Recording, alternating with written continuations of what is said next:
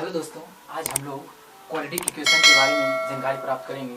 Quadratic equation के वो most important objective type question जो हमारे बोर्ड एग्जाम में आता है। हर साल ये इस टाइप का क्वेश्चन हमारे बोर्ड एग्जाम में देखने को मिलता है कि कोई भी द्विघात समीकरण दिया रहता है और उससे पूछा जाता है कि इस दिए गए द्विघात समीकरण के मूलों की प्रकृति क्या होगी।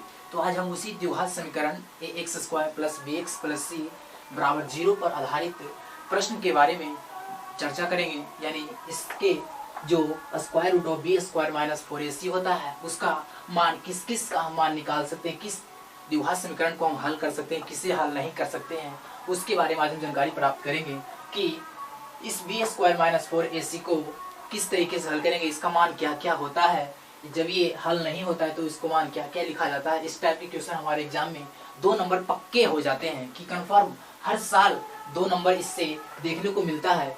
इसके पहले वाले वीडियो में हम लोगों ने इसके मान को निकालने के लिए सीख चुके हैं। आज सिर्फ हम इसके ऑब्जेक्टिव टाइप क्वेश्चन के बारे में देखेंगे जो हमारे विविक्तकर यानी डिस्क्रिमिनांट से रिलेटेड क्वेश्चन पूछे जाते हैं। तो आइए देखते हैं। यहाँ दिया गया एक क्वाड्रेटिक इक्वेशन। हम जानते हैं कि किसी भी क्वाड्रेटिक इक्वेशन का जो जनरल फॉर्म होता है ax² + bx + c होता है। किसी भी क्वाड्रेटिक इक्वेशन का general form ax² + bx + c होता है, जहाँ जो a होते हैं x² का गुणांक होता है और b जो होता है वो x का गुणांक होते हैं और c जो होते हैं वो अचर पद होता है। तो यहाँ से x का जो मान होता है इसको हल करने पर आता है -b ± √b² - 4ac/2a। इसको जब हल करते हैं तो यहाँ से मान निकल के आता है -b ± √b² - 4ac/2a। और इसमें ये √b² - 4ac ये जो x का सारा मान इसी पर डिपेंड करता है। तो देखेंगे इसका मान जब 0 होगा तो क्या होगा, 1 होगा तो क्या होगा, जब इसका मान 0 से बड़ा होगा तो क्या होगा और इसका मान जब 0 से छोटा होगा तो क्या होगा। आइए देखते हैं इसके बारे में। तो यहाँ से ये जो b² - 4ac है इसे विवेचक या विविक्तकर इंग्लिश में डिस्क्रिमिनांट कहते हैं। विवेचक विविक्तकर या इंग्लिश में इसे डिस्क्रिमिनांट कहा जाता है। तो यहाँ से देखेंगे इसका मान क्या क्या होगा तो हल कर सकते हैं। तो यहाँ से दिया गया कि d बराबर, हमने इसे d द्वारा सूचित करते हैं, यानी d बराबर b² - 4ac। यानी यहाँ से d बराबर हुआ b² - 4ac। ये जो विवेचक है इस विवेचक यानी विविक्तकर को हम d द्वारा सूचित करते हैं, यानी d बराबर b² - 4ac। अब इसका सारा मान, ये जो क्वाड्रेटिक इक्वेशन है इसका सारा वैल्यू इसी पर डिपेंड करता है। तो जब इस क्वाड्रेटिक इक्वेशन में इस d का मान यानी b² - 4ac का मान, b² - 4ac का मान यानी d का मान यदि 0 से बड़ा हो गया, यदि हमारा d का मान 0 से बड़ा हो गया तो दिए गए द्विघात समीकरण को हम आसानी से हल कर लेते हैं और हल करके उसका मान निकाल लेते हैं। अर्थात जब ये जो इस तरह से एक टेबल बना लिया है कि विवेचक यानी डिस्क्रिमिनांट, इसका जो मूल है, मूलों की प्रकृति है, उसका नेचर क्या क्या है और उसको हम हल करेंगे तो उसका मान क्या क्या निकल करके आएगा। आइए देखते हैं। तो यहाँ से यदि हमारा b² - 4ac का मान, यदि b² - 4ac का मान ग्रेटर देन 0 हो, यानी यदि हमारा डिस्क्रिमिनांट का मान 0 से बड़ा हो, तो हम इसके मूलों की प्रकृति जो होती है रियल होती है और अनइक्वल होती है। यानी कहने का मतलब इसको हल करेंगे तो जो भी मान आएगा वो वास्तव में मान निकल कर आएगा, यानी वास्तविक मान होगा और वह बराबर नहीं होगा, वो अनइक्वल होंगे, यानी अलग अलग मान निकल करके आएंगे। और उसका जो मान होगा ये होगा -b ± √b² - 4ac/2a। और जब b² - 4ac का मान 0 हो जाए, और जब b² - 4ac का मान 0 हो जाएगा तो हमारे इस द्विघात समीकरण के मूलों की जो प्रकृति होगी वह वास्तविक होगा एवं समान होंगे, अर्थात रियल एंड इक्वल होगा। तो यहाँ से ध्यान रखना है कि यदि b² - 4ac का मान 0 से बड़ा है तो द्विघात समीकरण की जो मूलों की प्रकृति होगी यानी उसकी जो नेचर होगा वह रियल होगा और अनइक्वल होगा, और उसका जो हल होगा -b ± √b² - 4ac/2a।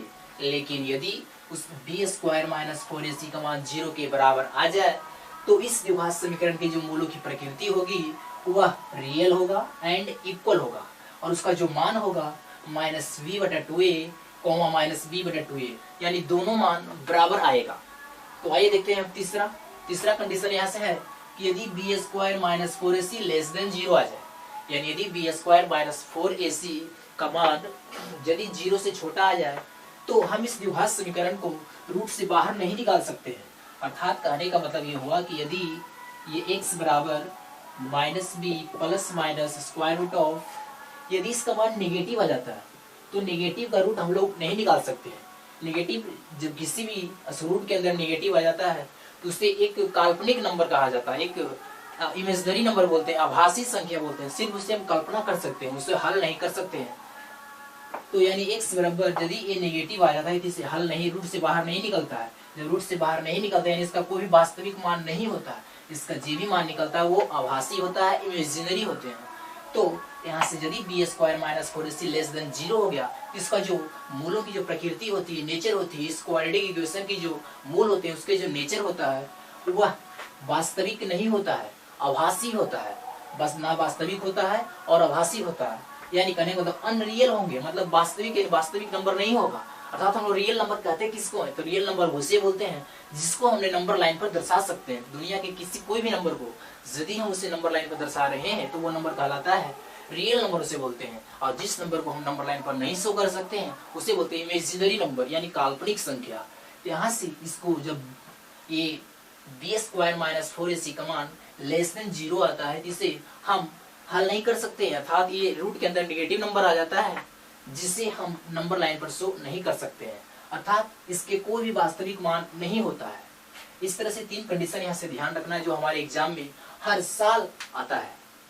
इसे यहाँ से ध्यान रखना है कि सबसे पहला कंडीशन कि यदि b² - 4ac ग्रेटर देन 0 तो इसके मूलों की जो प्रकृति होगी वह रियल होगा और अनइक्वल होगा, और यदि b² - 4ac बराबर 0 आ जाए तो इसके मूलों की प्रकृति वास्तविक होगा एवं समान होंगी, और यदि b² - 4ac लेस देन 0 आ गया तो मूलों की प्रकृति वास्तविक नहीं होगा, आभासी होगा, अर्थात अनरियल होंगे और इमेजिनरी होंगे, इसके कोई वास्तविक हल नहीं होगा। तो इस तरह से यहाँ ध्यान रखना है कि कोई भी द्विघात समीकरण ax² + bx + c बराबर 0 है, इसका जनरल फॉर्म होता है जहाँ a को बोलते हैं x² का गुणांक और b को बोलते हैं x का गुणांक और c को बोलते हैं अचर पद। फिर जब इसे हम हल करते हैं इसका मान निकल के आता है x बराबर -b plus minus square root of b² - 4ac/2a, और ये जो b² - 4ac है इसे विवेचक या व्युत्कर कहा जाता है। इसे हम लोग d द्वारा सूचित करते हैं, अर्थात d बराबर यहाँ से हो जाता है b² - 4ac। तो यहाँ से इसका जो मान है 3 चीज पर डिपेंड करता है। पहला कि यदि ये ग्रेटर देन 0 है तो वास्तविक एवं असमान होगा, यदि 0 के बराबर है तो वास्तविक और समान होगा, यदि 0 से छोटा है तो वास्तविक और आभासी होंगे, वास्तविक नहीं होंगे, आभासी होंगे। यहाँ से ध्यान रखना, इसको याद रखना है ताकि हमारे एग्जाम में अगर आए तो छूटे नहीं। इस पर आधारित क्वेश्चन भी देखेंगे, फिलहाल अभी इतना क्लियर किया जाए तब इस पर क्वेश्चन भी हम लोग प्रैक्टिस करेंगे।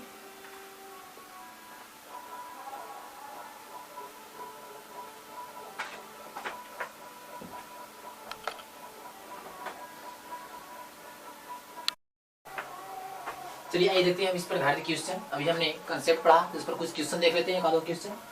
तो पहला क्वेश्चन है कि यदि मूल वास्तविक हो, करेंगे एक इक्वेशन दिया गया है, एक द्विघात समीकरण दिया गया है 3x² - 5x - 1 बराबर 0, तो इसके मूल जो है वास्तविक है, बोल रहा है इसके मूल वास्तविक है, तो इसका मान ज्ञात करना है। इसके मूल वास्तविक इसका मान क्या होगा, तो आइए देखते हैं। यहाँ से दे रखा है 3x² -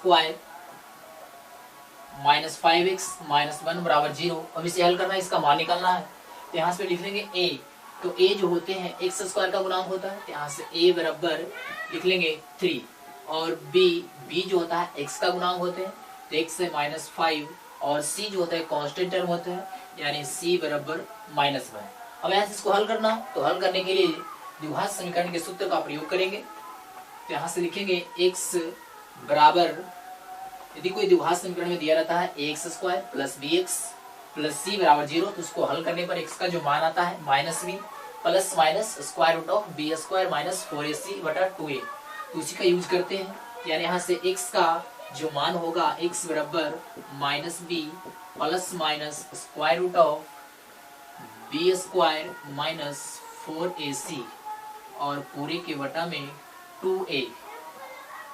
यानी यहाँ से x बराबर b का मान दिया गया है -5, तो minus into -5 plus square root of b का मान -5 होगा -5 का स्क्वायर, 4 इंटू a का मान है 3, तो यहाँ हो जाएगा 3 और c का मान -1 पूरी के बटा में 2a यानी 2 इंटू 3।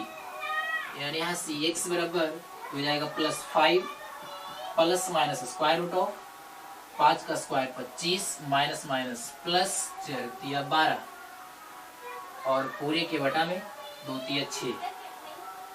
यानी यहाँ से x बराबर 5 plus minus square root of, इसको ऐड कर लेंगे तो आ जाएगा 37 और बटा में 6। यानी x के यहाँ से 2 मान हो गया, x बराबर हो गया एक 5 प्लस स्क्वायर रूट ऑफ 37 और बटा 6 और एक मान हो गया 5 माइनस स्क्वायर रूट ऑफ 37 और बटा में 6। इस तरह से एक क्वेश्चन हमारे बोर्ड एग्जाम में आते हैं। चलिए आइए देखते हैं दूसरा क्वेश्चन दिया गया है कि द्विघात समीकरण k plus 4 into x square plus k plus 1 into x plus 1 बराबर 0 के मूल समान है, तो k का मान ज्ञात करें। यहाँ से पहले कंडीशन हमें बोल रखा है कि जो भी द्विघात समीकरण दिया गया है उस द्विघात समीकरण के मूल समान है, अर्थात इसका जो मूल है इक्वल है, यानी d बराबर 0 है, यानी इसका जो डिस्क्रिमिनांट है यानी विवेचक है इसका मान 0 है। तो आइए देखते हैं, यहाँ से दिया गया है k plus 4 into x square plus k plus 1 into x plus 1 बराबर 0। यहाँ से पहले a का मान पता करेंगे, b का मान पता करेंगे, c का मान पता करेंगे। तो यहाँ से हमें पता है कि a बराबर जो होते हैं एक्स स्क्वायर का गुणांक होता है, एक्स स्क्वायर का गुणांक है k प्लस 4 और b जो होते हैं x का गुणांक होते हैं, तो x का गुणांक दिया हुआ है k प्लस 1 और c जो होते हैं कांस्टेंट टर्म होता है, कांस्टेंट टर्म दिया गया है 1। तो इसका हल करेंगे, यहाँ से दिया गया है कि द्विघात समीकरण का जो मूल है, यानी इसका जो मूल है द्विघात समीकरण का मूल